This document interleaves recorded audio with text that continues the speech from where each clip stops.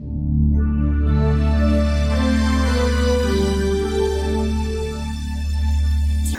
Media நண்பர்கள் அனைவருக்கும் வணக்கம்.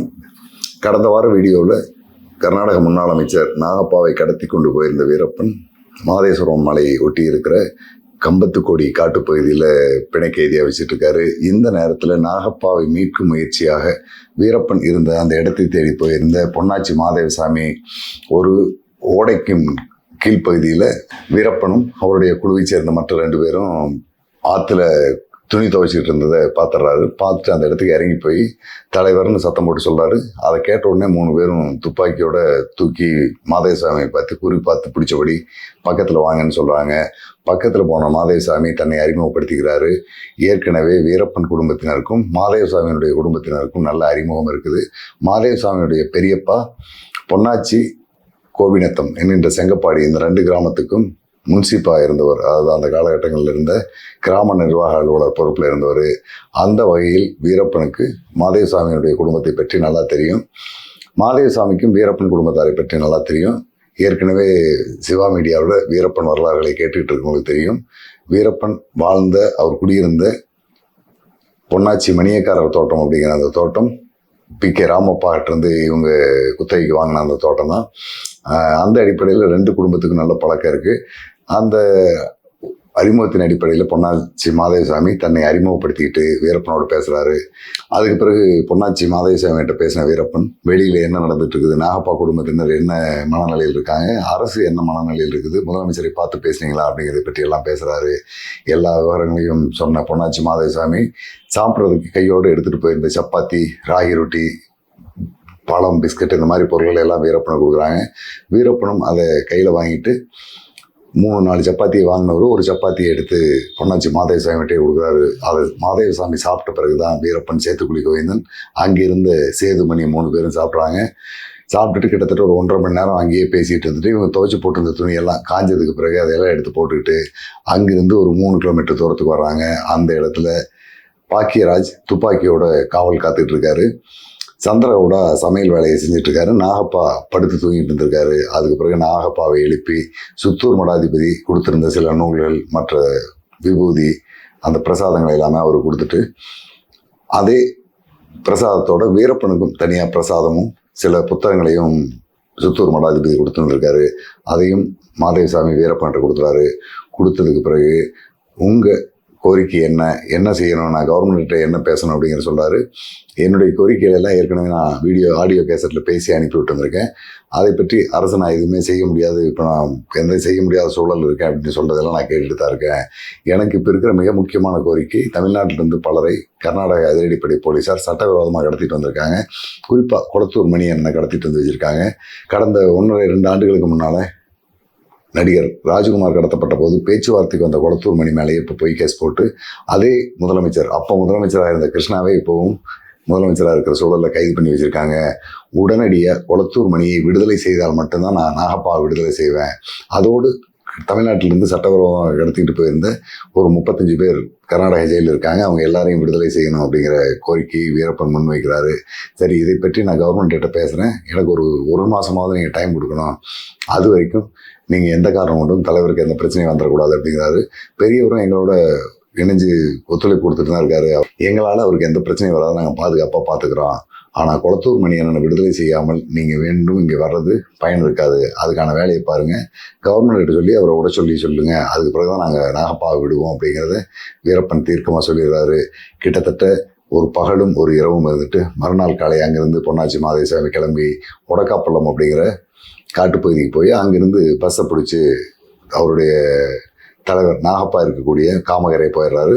நாகப்பா குடும்பத்தினர், சுத்தூர் மடாதிபதி, இவங்க எல்லாம் சேர்ந்து மீண்டும் ஐக்கிய ஜனதாதளம் கட்சியினுடைய தலைவர்களோடு முதலமைச்சரை சந்தித்து பேசுகிறாங்க. அப்போவும் முதலமைச்சர் வீரப்பன் சொல்லியிருந்த அந்த கோரிக்கைகளை கேட்டு கொளத்தூர் மணியை விடுதலை செய்கிறதுங்கிறது என்னுடைய கையில் கிடையாது, நான் தலையிடவே முடியாது, ஏற்கனவே நடிகர் ராஜ்குமார் கடத்தப்பட்ட போது சிலரை விடுதலை செய்யறதுக்கான முயற்சிகளை எடுத்து நான் பெரிய அளவில் சிக்கலை மாட்டிட்டேன். அந்த மாதிரியான ஒரு சிக்கல் மீண்டும் எனக்கு வர்றதை நான் விரும்பலை, அதுக்கு நான் தயாராகவும் இல்லை. நீங்கள் ஒரு வாய்ப்பு கிடைச்சிருக்கு, இந்த வாய்ப்பின் மூலமாகவே வீரப்பன்கிட்ட பேசி ஏதாவது ஒரு வகையில் கன்வின்ஸ் பண்ணி நாகப்பாவை விடுதலை செய்ய பாருங்கள். மீதி கோரிக்கைகள் சதாசிவா கமிஷன் அமைக்கிறது, வீரப்பன் தேடுதல் வேட்டையின் போது பாதிக்கப்பட்ட மக்களுக்கு இழப்பீடு கொடுக்கறது, இந்த விவகாரம் எல்லாமே அரசு முறையாக செஞ்சிட்டு இருக்குது. அது அந்தந்த காலகட்டத்தில் நடக்கும். அதுக்கு நான் எல்லா விதமான உத்தரவாதம் தர்றேன். ஆனால் இந்த கோரிக்கையை என்னால் ஏற்றுக்கவே முடியாது, இதில் நான் தலையிட முடியாது. மீண்டும் நீங்கள் எப்படியாவது பேசி பாருங்கள். அது வரைக்கும் நான் அதிரடிப்படையினுடைய நடவடிக்கைகளை நிறுத்தி வைக்க சொல்லியிருக்கேன். மீண்டும் ஒரு முறை வேணா நான் டிஜிபிகிட்டே பேசி சொல்கிறேன் அப்படின்ட்டு கர்நாடக காவல்துறையினுடைய இயக்குநர்கிட்ட மீண்டும் பேசி அதிரடிப்படையினுடைய நடவடிக்கைகளை ஒட்டு மொத்தமாக காட்டுக்குள்ளே எதுவும் செய்ய வேணாம், நிறுத்தி வைங்கன்னு சொல்லிடுறாரு. அதுக்கு பிறகு பொன்னாச்சி மாதேசாமி உள்ளிட்ட இந்த குழுவினர் எல்லாமே ஊருக்கு வந்து அவங்களுக்குள்ள ஒரு கூட்டம் போட்டு பேசுகிறாங்க. கூட்டம் போட்டு பேசிட்டு அரசு எதுவுமே செய்ய முடியாது அப்படிங்கிற சூழலில் அதற்கு மாற்றாக நம்ம ஏதாவது செய்வோம், வேண்டுமானால் 1 கோடி ரூபா அல்லது 2 கோடி ரூபா பணம் வசூல் பண்ணி நம்ம வீரப்பன் குழு கொடுத்துட்டு நாகப்பாவை மீட்கிறதுக்கு முயற்சி பண்ணலாம், அது சம்மந்தமாக நீங்கள் போய் பேசிட்டு வாங்கன்னு பொன்னாச்சி மாதேசாமிகிட்டே சொல்கிறாங்க. வீரப்பன் சொல்லியிருந்த அந்த கெடு முடிகிற அந்த நாளில் பொன்னாச்சி மாதேசாமி வீரப்பன் சொல்லியிருந்த இடத்துக்கு வர்றாரு. அதாவது செங்கிடி காட்டு பகுதியில், செங்கிடிங்கிற ஊரில் இருந்து பொன்னாச்சி போகிற வழியில் காட்டுக்குள்ள ஒரு மரப்பாலம் இருக்கும். அந்த மரப்பாலத்துக்கு பக்கத்தில் குறிப்பிட்ட 2 நாள் சொல்லி அந்த 2 நாளில் ஏதாவது ஒரு நாள் வாங்கன்னு சொல்லியிருக்காரு. அந்த இடத்துக்கு பொன்னாச்சி மாதேசாமி வர்றாரு. வரும்போது வீரப்பன் குழுவினர் ஏற்கனவே கேட்டிருந்த பழம், உணவுப் பொருட்கள், பிஸ்கட்டு, பேரிச்சம்பழம், இந்த மாதிரி பல பொருட்களை வாங்கிட்டு வந்து அந்த மரப்பாலத்துக்கு பக்கத்தில் இருக்கிற ஒரு பாறை மேலே வந்து உட்காந்துங்க. நீங்கள் கொண்டு வந்த பொருளை எல்லாம் வச்சுட்டு வண்டி திரும்பி போயிடணும். திரும்பி போன 1 மணி நேரத்துக்கு பிறகு நம்ம பசங்க அங்கே வருவாங்க, அவங்களோட நீங்கள் வாங்கன்னு சொல்லியிருக்காரு. அந்த அடிப்படையிலேயே பொன்னாச்சி மாதேசாமி 2003ஆம் ஆண்டு அக்டோபர் மாதம் 17ஆம் தேதி அன்னைக்கு போய் உட்காந்துருக்காரு. வீரப்பன் சொல்லியிருந்தபடியே அந்த பொருளை எல்லாம் கொண்டு போன கார்லேருந்து இறக்கி வச்சுட்டு கார் கிளம்பி போன 1 மணி நேரத்துக்கு பிறகு வீரப்பன் குழுவை சேர்ந்த ஆளு வருவான்னு காத்துட்டு இருக்காரு. அப்போ அவர் உட்கார்ந்துருக்க இடத்துக்கு பின்னால் இருந்து ஒரு கல் வந்து விழுகிறது தெரியுது. சத்தம் கேட்டு திரும்பி பார்க்குறாரு. தூரத்தில் பாக்கியராஜ் அங்கே இருந்துக்கிட்டு காட்டுக்குள்ளே நடந்து வாங்கன்னு பொன்னாச்சி மாதேசாமி கை காட்டுறாரு. பொன்னாச்சி மாதேசாமி அங்கேருந்து கிளம்பி போனதுக்கு பிறகு அந்த இடத்துல இருந்து சேதுமணியும் பாக்கியராஜும் பொன்னாச்சி மாதேசாமிகிட்ட பேசிட்டு இவங்க கொண்டு வந்த இந்த பொருள்கள் எல்லாம் வந்து எடுத்துகிட்டு போய் வேற ஒரு இடத்துல பதுக்கி வச்சுட்டு அங்கேருந்து வீரப்பன் குழுவினர் தங்கியிருந்த இடத்துக்கு கூட்டிகிட்டு போகிறாரு. அங்கே பொன்னாச்சி மாதேசாமி போய் சேரும்போதே வீரப்பன் கடுமையான கோபத்தில் இருக்கிறது தெரியுது. நான் முதலமைச்சரை பார்த்தேன், முதலமைச்சர் இந்த மாதிரிலாம் சொன்னார் அப்படின்னு சொல்ல வாய் எடுக்கும்போதே அங்கே என்ன நடந்ததுங்கிறது எல்லாமே நான் ரேடியோ நியூஸில் கேட்டுட்டு தான் இருக்கேன். கர்நாடக முதலமைச்சர் என்னால் எதுவும் செய்ய முடியாது, நாகப்பாவை மீட்கிறதுக்கு நீங்களே ஏதாவது ஒரு வழியை பாருங்கன்னு சொல்லிட்டாரு. எல்லாம் நான் கேட்டுட்டு தான் இருக்கேன், நீங்கள் எதுவும் செய்ய முடியாது, நானே அதுக்கான வழிகளை பண்ணேன், நானாக முதலமைச்சரான ஒரு கை பார்த்துறேன், இனிமேல் நான் அவ்வளோ சீக்கிரம் இந்த விஷயத்தை விட மாட்டேன், குளத்தூர் மணி வராமல் நான் நாகப்பாவை மீண்டு விடுறதா இல்லை அப்படிங்கிற முடிவில் பேசுகிறாரு. அதுக்கப்புறம் ஒரு நாள் முழுவதும் தங்கி இருந்து மறுநாள் கொஞ்சம் கொஞ்சமாக வீரப்பனை பேசி கரையை வச்சு எப்படியாவது நாகப்பாவை மீட்கணுங்கிற முயற்சியில் இருந்த பொன்னாச்சி மாதேசாமி, நாங்கள் ஏதாவது கை மாறாக உங்களுக்கு கொஞ்சம் பணம் வேணாலும் கொண்டு வந்து தர்றோம், நீங்கள் சம்மதம் சொன்னீங்கன்னா அதையும் கொண்டாந்து தர்றோம், உங்களுக்கு வேறு ஏதாவது பொருள் வேணாலும் நாங்கள் வாங்கி தர்றோம், தயவுசெய்து தலைவரை இதுக்கு மேலே வச்சுட்டு இருக்காதீங்க, வயசானவர், சர்க்கரை நோய் பாதிக்கப்பட்டவர், ஏதாவது சிக்கலாகி சிக்கடிமை ஆகிட்டுன்னா பிரச்சனை ஆயிரும் அப்படின்னு ரொம்ப தாழ்மையோடு கேட்டுக்கிறாரு. ஆனாலும் வீரப்பன் என்னால் விட முடியாது, குளத்தூர் மணி என்னை விடுதலை செய்யாமல் நான் இவரை விடவே மாட்டேன், நீங்கள் அதுக்கான வேலையை போய் பாருங்கள், எனக்கு இப்போ பணம் எதுவும் தேவையில்லை, எனக்கு தேவைக்கு மேலே என்கிட்ட பணம் இருக்குது, எவ்வளவு சீக்கிரம் குளத்தூர் மணி என்ன வெளியில் கூட்டிகிட்டு வர முடியுமோ அதுக்கான வழியை பாருங்கள், நான் எதுவுமே செய்ய முடியாதுன்றாரு. ஒரு இரவு 2 பகல் அங்கே இருந்த பொன்னாச்சி மாதேசாமி மீண்டும் 1 மாதம் கால அவகாசம் கொடுங்க, நான் அதுக்குள்ளே எப்படியாவது மணியண்ணனை கூட்டிகிட்டு வந்துடுறேன்னு சொல்லிட்டு திரும்ப புறப்பட்டு வெளியில் வர்றாரு. வந்தவர் உடனடியாக பெல்காம் ஜெயிலில் இருந்த குளத்தூர் மணியண்ணனை போய் சந்திக்கிறாரு. என்ன நடந்தது, காட்டுக்குள்ளே எப்படி போனீங்க, எப்படி வந்தீங்க அப்படிங்கிறதெல்லாம் கேட்டு தெரிஞ்சிட குளத்தூர் மணியண்ணன் ஒரு ஆடியோ கேசட்டில் பதிவு பண்ணி அதை பொன்னாச்சி மாதேசாமி மூலமாக கொடுத்து அனுப்புகிறாரு. என் மேலே போட்டிருக்கிற வழக்குகள் எல்லாமே சாதாரண பிரிவுகள் போடப்பட்ட வழக்கு தான், இதில் எதுவும் பெரிய வழக்குகள் கிடையாது, ஏற்கனவே 4 வழக்கு போட்டாங்க, இந்த வழக்குகள் எல்லாமே ஒரு 1 மாதம் 1.5 மாத காலத்துக்குள்ளாக கீழ்கோர்ட்லேயே பெயில் ஆயிரும், ஹைகோர்ட்டு கூட இந்த வழக்கு போக வேண்டிய அவசியம் இருக்காது, கீழேயே பெயில் ஆயிரும், நான் பெயிலில் வந்துடுவேன், அதுக்காக நாகப்பாவை கடத்தி வச்சுக்கிட்டு நான் வந்தால் தான் அவரை விடுவேன் அப்படின்னு சொல்கிறது தேவையில்லாது, நீங்கள் உடனடியாக நாகப்பாவை விட்டுருங்க, நாகப்பாவை விட்டிங்கன்னா என் மேலே இருக்கிற வழக்கு எல்லாம் எளிமையாக முடிஞ்சிடும், நானே பெயிலில் வந்துடுவேன், வயசானவரை வச்சுக்கிட்டு நீங்கள் தொல்லை பண்ண வேணாம், அவர் உடனே விடுதலை பண்ணுங்கன்னு சொல்லி ஒரு ஆடியோ கேசட்லையும் பேசி கொடுத்துறாரு. அந்த ஆடியோ கேசட்டையும் எடுத்துக்கிட்டு வந்த பொன்னாச்சி மாதேசாமி மீண்டும் குறிப்பிட்ட அந்த காலக்கெடுவில் வீரப்பனை சந்தித்து கொடுக்குறாரு. ஆனால் வீரப்பன் அதையெல்லாம் ஏற்றுக்க தயாராக இல்லை. கண்டிப்பாக குளத்தூர் மணி என்ன வெளியில் வந்தால் மட்டும்தான் நான் விடுவேன்னு சொல்லிடுறாரு. இந்த நேரத்தில் வீரப்பன் குழுவோடு கிட்டத்தட்ட ஒரு 40-50 நாளாக தொடர்ந்து பயணத்தில் இருந்த 7 பேரில் 2 பேர், அதாவது செல்வம், சங்கர் அப்படிங்கிற 2 பேர் காட்டிலிருந்து தப்பிச்சு ஓடிடுறாங்க. அவங்களால காட்டு சூழலில் இருந்து பயணிக்க முடியாத அந்த சூழலில் வீரப்பங்கிட்டையோ அல்லது சேத்துக்குழி கோவிந்தங்கிட்டையோ சொல்லாமல் கொள்ளாமல் ஓடி போயிடுறாங்க. அந்த நேரத்தில் பாக்கியராஜ், சேதுமணி, சேத்துக்குழி கோவிந்தன், சந்திரகவுடா, வீரப்பன் அப்படிங்கிற 5 பேர் மட்டும்தான் இருக்காங்க. மீதி 2 பேர் என்ன ஆனாங்கன்னு பொன்னாச்சி மாதேசாமி கேட்டிருக்காரு. அந்த பசங்க 2 பேர் காட்டில் இருக்க முடியாத சூழலில் ஒரு 50,000 ரூபா பணம் இருந்தது, அதை எடுத்துகிட்டு கிளம்பிட்டானுங்க அப்படின்னு சொல்றாரு. ஏன்னா வீரப்பன் குழுவை சேர்ந்தவங்க எப்பயாவது அவங்களோட சேர்ந்து இருக்கிற ஆளுகிட்ட கை செலவுக்கு ஒரு தொகையை கையில் கொடுத்துருப்பாங்க. அந்த தொகையை எடுத்துக்கிட்டு இவங்க 2 பேரும் கிளம்பி போயிட்டாங்க அப்படிங்கிறத சொல்றாரு. இந்த 2 பேரும் கிளம்பி வந்தவங்க கையில் இருந்த காசு எல்லாமே செலவாகின்ற அந்த சூழல் வரைக்கும் அரியலூர், ஜெயங்கொண்டம், பெண்ணாடம் அப்படிங்கிற அந்த ஊர்ல எல்லாம் சுற்றி அவங்களுடைய நண்பர்கள் எல்லாம் பார்த்துட்டு பெரும்பாலான தொகை செலவானதுக்கு பிறகு பொன்பரப்பிக்கு போய் சேர்றாங்க. பொன்பரப்பிக்கு போய் சேர்ந்துட்டு அங்கே நாங்கள் காட்டுக்குள்ளே இருக்க முடியாமல் தப்பி வந்துட்டோம் அப்படிங்கிற தகவலை இளவரசன் தலைமையிலான அந்த ஆளுகளை சந்தித்து சொல்றதுக்கான முயற்சி பண்ணிட்டு இருக்காங்க. இந்த நேரத்தில் வீரப்பன் குழுவினரோடு ஜெயங்கொண்டம் பகுதியை சேர்ந்த இளவரசனுடைய ஆளு எல்லாமே இருக்கிறாங்க. யார் யார் இருக்காங்க அப்படிங்கிற தரவுகள் எல்லாமே தமிழ்நாடு அதிரடிப்படைக்கு கிட்டத்தட்ட முழுமையாக தெரிஞ்சிட்டது. அரியலூர் மாவட்டத்தினுடைய முந்திரிக்காட்டு பகுதியில் இளவரசனோடு தொடர்பில் இருக்கிற யார் யார் அப்படிங்கிறது எல்லாமே பட்டியல் எடுத்து அந்த பட்டியலில் இருந்தவங்க எல்லாருமே தஞ்சை டெல்டா பிரிவு கியூ பிரான்ச் போலீஸாரும் தமிழ்நாடு அதிரடிப்படை போலீஸாரும் சேர்ந்து நடவடிக்கை எடுத்து ஒட்டு மொத்தமாக ஒவ்வொரு ஆளாக அங்கே இருக்கிறவங்கள தூக்கிட்டு இருக்காங்க. கிட்டத்தட்ட இளவரசன் உள்ளிட்ட ஒரு 15 பேர் தலைமறைவாயிடுறாங்க, ஒரு 10-15 பேர் கைதாயிடுறாங்க. இந்த சூழலில் சங்கரும் செல்வமும் அங்கே ஊரில் வந்து யாரையும் சந்திக்க முடியாமல் சுற்றிக்கிட்டு இருக்காங்க. ஏற்கனவே காட்டில் இருந்த செல்வம் சங்கரும் போன சூழலில் 5 பேரோட இருந்த வீரப்பன் இந்த நேரத்தில் பொன்னாச்சி மாதேசாமி கர்நாடக அரசை பார்த்து குளத்தூர் மணியனை வெளியில் கொண்டு வரதுக்கான அந்த முயற்சிகளை எடுத்துக்கிட்டு இருக்கிற நேரத்திலேயே நம்ம இன்னும் அரியலூர் காட்டு பகுதியிலேருந்து இன்னும் கொஞ்சம் பேரை காட்டுக்குள்ளே கொண்டு வந்து சேர்த்தணும்னு நினைச்ச வீரப்பன் அதுக்கான வேலையாக அங்கிருந்து சேதுமணியை மட்டும் அனுப்பிவிட்டு கொஞ்சம் பசங்களை கூட்டிகிட்டு வர சொல்லி வர்றதுக்கு ஏற்பாடு பண்ணுறாரு.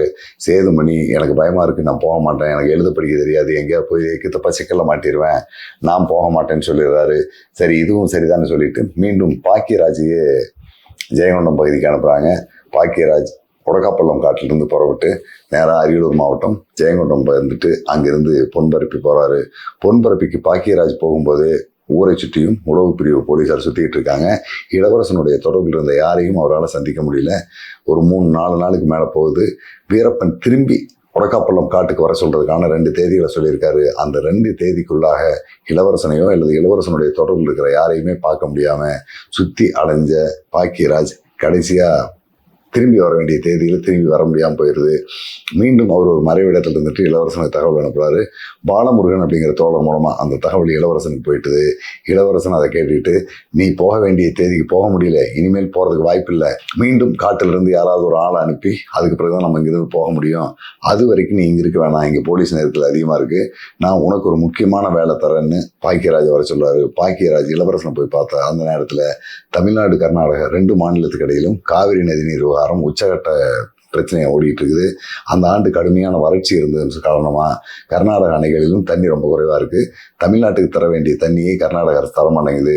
தஞ்சை தாழ்நில பகுதி முழுவதும் வறட்சியில் பாதிச்சுக்கிட்டு இருக்குது. இந்த நேரத்தில் இந்த விவகாரத்தை தமிழ்நாடு திரைப்படத்துறையினரும் கையில் எடுத்து கர்நாடக அரசுக்கு எதிராக போராடிட்டு இருக்காங்க. அப்போ முதலமைச்சராக இருந்த ஜெயலலிதாவும் கர்நாடக அரசுக்கு எதிரான அறிக்கை போர் நடத்திக்கிட்டு இருக்காங்க. சென்னையிலிருந்து திரைப்பட இயக்குனர் பாக்கியராஜ், சத்யராஜ் தலைமையிலான ஒரு பெரிய குழு நெய்வேலிக்கு வந்து நெய்வேலியிலிருந்து மின்சாரம் பெங்களூருக்கு போகிறத தடுக்கிற ஒரு முயற்சியாக ஆர்ப்பாட்டத்துக்கு அறிவிப்பு கொடுத்துருக்காங்க. இந்த நேரத்தில் நம்ம சும்மா இருக்க முடியாது, நம்மளும் நம்முடைய எதிர்ப்பை காட்டுறோம் அப்படின்னு முடிவு பண்ண இளவரசன் பாக்கியராஜ் தலைமையிலான ஒரு ஆளுகளை ஒரு 3 பேரை தயார் பண்ணி, நீங்கள் திருநாவலூர் பக்கம் இருந்து கர்நாடகாவுக்கு நெய்வேலி அனல் மின் நிலையத்திலிருந்து மின்சாரம் போகிற ஒரு டவரை கொண்டு வச்சு தடுத்துட்டு வந்துருங்கன்னு சொல்லி அதுக்கான வேலையை கொடுக்குறாரு. அதுக்கு போகிறதுக்கு முன்னாலேயே பாக்கியராஜுக்கு இன்னொரு தகவலையும் சொல்கிறாரு. ஏற்கனவே ஒரு டவரை குண்டு வச்சு தகர்க்கிறதுக்கான வெடிமருந்து மற்ற பொருட்களை எல்லாமே நான் கொடுத்து அனுப்பியிருக்கேன். அந்த நபர் இந்த பகுதியில் வெடிகுண்டு வைக்கிறதுக்கு பதிலாக ஒசூர் பகுதியில் கொண்டு போய் வெடிகுண்டு வைக்கிறதுக்கான கொண்டு போன பொருள் எல்லாம் அங்கே போட்டு வந்துட்டாரு. நீ அந்த பொருளை போய் எடுத்துகிட்டு வந்து இந்த பகுதியில் அந்த குண்டு வெடிப்பு நிகழ்த்து, அதுதான் நமக்கு ஒரு பேரை கொடுக்கும், மக்களுக்காக போராடுற அமைப்புங்கிற மாதிரி நம்மளை முன்னால் காட்டிக்க முடியும், அந்த வேலையை செய்யணும்னு சொல்கிறாரு. பாக்கியராஜும் இன்னொரு தோழரை கூட்டிகிட்டு ஒரு பழைய ஹீரோ ஹோண்டா மோட்டார் சைக்கிளில் ஒசூருக்கு போகிறாரு. ஒசூர் போய் சேர்றதுக்கு அவருக்கு 2 நாள் ஆயிடுது. பழைய மோட்டார் சைக்கிள் தொடர்ந்து பிரச்சனை கொடுத்துக்கிட்டே போகுது. அங்கே போய் அந்த காட்டுப்பகுதியில் ஒரு இடத்துல ஒரு மின்சார கோபுரத்துக்கு பக்கத்தில் இருந்த ammonium sulphate, detonator, tea card wire, மற்றபடி வெடிகுண்டுக்கு தேவையான சில பொருட்களை எல்லாம் எடுத்துக்கிட்டு அங்கிருந்து மீண்டும் அரியலூர் வந்து சேர்றதுக்கு அவருக்கு கிட்டத்தட்ட 4 நாள் ஆயிடுது. அரியலூர் வந்தவர் அந்த பகுதியில் வச்சு அந்த வெடிமருந்தையெல்லாம் பிரித்து பார்க்குறாரு. அது பல நாள் வெயிலில் காய்ஞ்சி மழையில் நனைஞ்சு தரம் குறைஞ்சி போயிருக்கு. அதையெல்லாம் வெயிலில் காய போட்டு வேற மீண்டும் சில பொருட்களை எல்லாம் சேர்த்து சக்தி வாய்ந்த வெடிகுண்டாக மாற்றி திருநாவலூர் காட்டு பக்கத்தில் இருக்கக்கூடிய ஒரு முந்திரி தோப்பில் கர்நாடகாவுக்கு போயிட்டு இருந்த 120 கிலோவாட் மின்சாரம் போகக்கூடிய ஒரு மின் கோபுரத்தை தேர்வு பண்ணி அந்த கோபுரத்துக்கு அடியில் அந்த வெடிமருந்துகள்லாம் வச்சு வெடிக்க வச்சு மின்சாரம் போயிட்டு இருந்த அந்த டவரை தகர்த்துறாங்க. அதுக்கு பிறகு இந்த வேலையை வெற்றிகரமாக முடிச்சுட்டு ஜெயங்கொண்டத்தில் இருந்த இளவரசனுக்கு தகவல் அனுப்பிட்டு இளவரசங்கிட்ட இருந்து வந்த உத்தரவின் அடிப்படையில் இவர் அங்கிருந்து கிளம்பி கள்ளக்குறிச்சி மாவட்டம் சின்னச்சேலம் பக்கத்தில் இருக்கிற ஒரு ஆதரவாளருடைய வீட்டில் போய் தலைமறைவாக அங்கே தங்கி இருந்துடுறாரு. செங்கிடி காட்டு பகுதியில் இருக்கிற வீரப்பங்கிட்ட இருந்து தகவல் வந்த உடனே நான் உனக்கு தகவல் சொல்கிறேன், இன்னும் கொஞ்சம் ஆளுகளை தயார் பண்ணி வைக்கிறேன், அவங்களோட நீ புறப்பட்டு போய் வீரப்பன் குழுவோட சேர்ந்துக்கலாம், அது வரைக்கும் நீ அங்கேயே இருந்து பாக்கியராஜ்கிட்ட சொல்லிடுறாரு. பாக்கியராஜ் சின்னச்சேலத்துக்கு பக்கத்தில் இருக்கிற கல்லாணத்தங்கிற ஊரில் தங்கி அந்த ஒரு ஆதரவாளர் வீட்டில் தங்கி அங்கேயே தலைமறைவாக இருந்துகிட்டு இருக்காரு. இந்த சூழலில் பொன்பரப்பி ஊர் பகுதிகளுக்குள்ள வந்த செல்வமும் சங்கரும் கை காசெல்லாம் செலவானதுக்கு பிறகு மீண்டும் இளவரசன் அவர்களை சந்திக்கிறதுக்கான முயற்சி பண்ணிட்டு இருக்காங்க. அப்போ அங்கிருந்த ரத்னகுமார் அப்படிங்கிற பாட்டாளி மக்கள் கட்சியினுடைய நிர்வாகி ஒருத்தருடைய மோட்டார் சைக்கிளை வாங்கிட்டு முந்திரி காடுகளுக்குள்ள இளவரசனுடைய ஆதரவாளர்களை தேடி போகிறாங்க. கிட்டத்தட்ட 2 நாள் தேடியும் யாரையும் சந்திக்க முடியாத சூழலில் திரும்பி வர்றாங்க.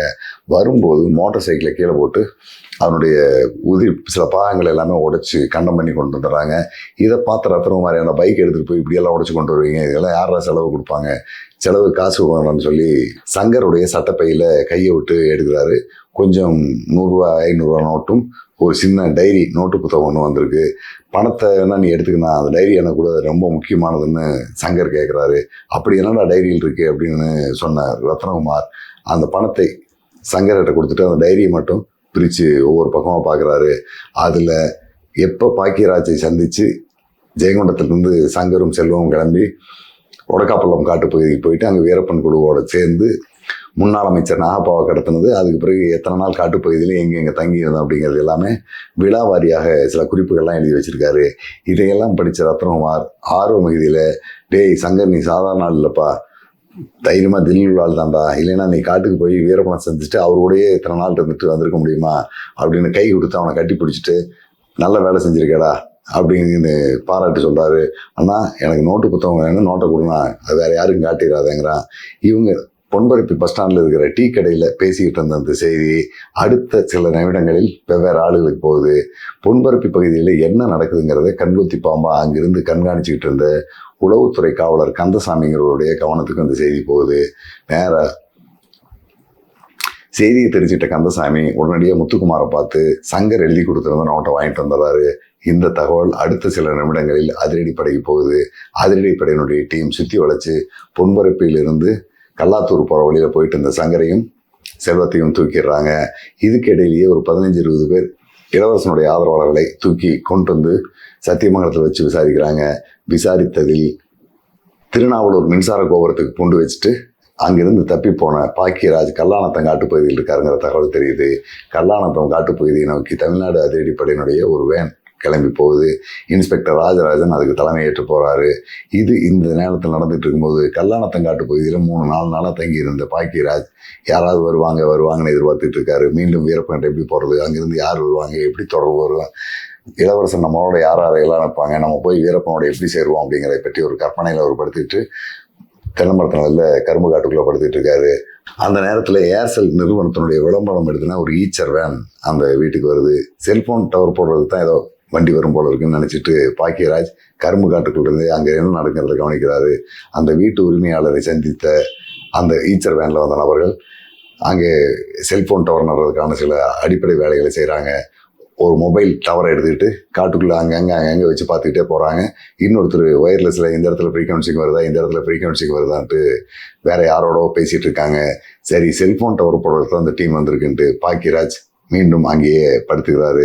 கரும்பு காட்டை சுற்றி வந்துக்கிட்டு இருந்த ஆளுங்க அந்த காட்டுப்பகுதியில் பாக்கியராஜும் இன்னொரு தோழரும் இருக்கிறாங்கிறத உறுதிப்படுத்தினதுக்கு பிறகு 2 பேரையும் கையை கட்டி தூக்கி கொண்டு வந்து வேனில் ஏற்றிடுறாங்க.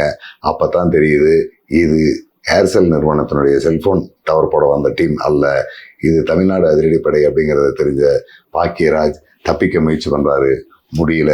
போலீஸினுடைய கட்டுப்பாட்டுக்கு பாக்கியராஜ் போயிடுறாரு. இதுக்கு பிறகு என்ன நடந்தது? பாக்கியராஜ் தலைமையிலான டீம், அதாவது இளவரசன் தலைமையிலான அந்த டீம் மீண்டும் வீரப்பன் காட்டுக்கு போச்சா, வீரப்பனோட தொடர்பு எடுக்க முடிஞ்சதா அப்படிங்கிறத நம்ம அடுத்த வீடியோவில் பார்ப்போம். நன்றி, வணக்கம்.